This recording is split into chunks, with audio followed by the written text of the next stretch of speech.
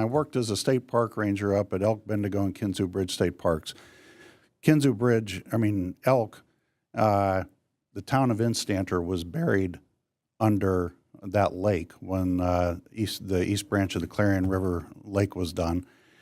Clarion River just won River of the Year because of the clean water, the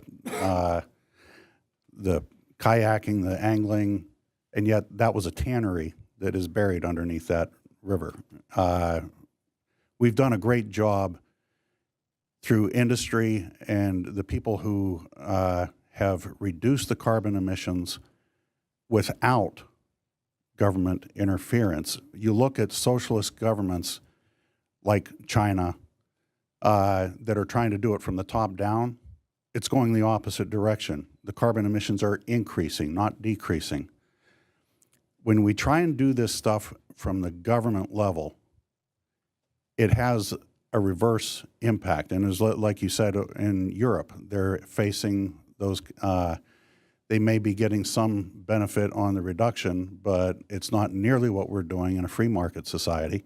It doesn't come close to the savings that are benefiting the people in our country versus Europe. Anywhere this stuff is tried from the top down, it fails. And it's reminiscent of the old Union of Soviet Socialist Republics with their 5-year plans. We keep trying to do this from the government level when industry has been doing a much better job. Up in my area especially, we've got very nice clean streams and everything. Now as it comes to the settled science, my sister-in-law likes to joke about my light holiday reading. This Climate Change Reconsidered, it's one volume of a 3-volume set. It's basically executive summaries with references to science that refutes the man-made portion of global warming, refutes a lot of the information that is being used to try and enforce this top-down dictatorial style of control over good businesses like the ones you represent that are trying to do the right thing and are making strides to giving us a good place to live like we have up in my area. And yet people try to penalize them in the name of having power concentrated at the government level. And the scientists that have been promoting global warming on a man-made global warming are often the ones that are benefiting through studies that are funded by the government to promote and produce these kinds of things. It happened in Britain, and that actually came out in a very scandalous way over there. It's frustrating to hear people attacking those who are trying to do a good job, who live in the communities and are trying to make their lives better for those communities. So this is, like I said, this gets frustrating for me, and when it's personally taken and attacks at businesses that my constituents work for, I have a severe problem with it. I want to thank you for the report, and I want to thank you for the information.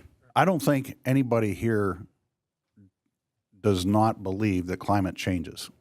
I mean, if you have any sense of history, you look back at the global warming period that happened during the medieval warming period, that a certain professor that created a hockey stick graph for Al Gore left out of his computer models, the old garbage in, garbage out that computer programmers discuss.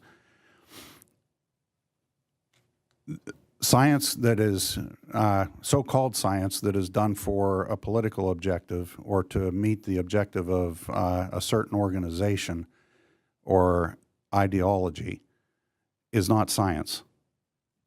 And when you look at history, unlike that professor who happened to think that, or was claiming when he was confronted with it, that it was local warming, Well, it's not local warming because when President Obama refused to get off the ship in Alaska because the glacier that he was showing that was a demonstration of global warming. Also, if you got on shore and took a look at the tree stumps from the forest that were there back when there was global warming with in that medieval warming period,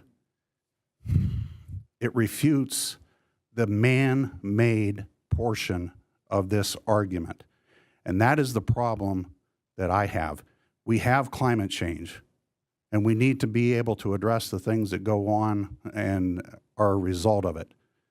But when a volcano can erupt and create more chlorofluorocarbons, create more carbon dioxide than we've had produced since the Industrial Revolution, it flies in the face of this man-made portion of the argument.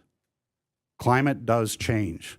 Historically, we know that from the ice ages, from the previous global warming periods. So let's get the man-made portion out of this. Let's start talking about responsible environmental stewardship and have an honest discussion.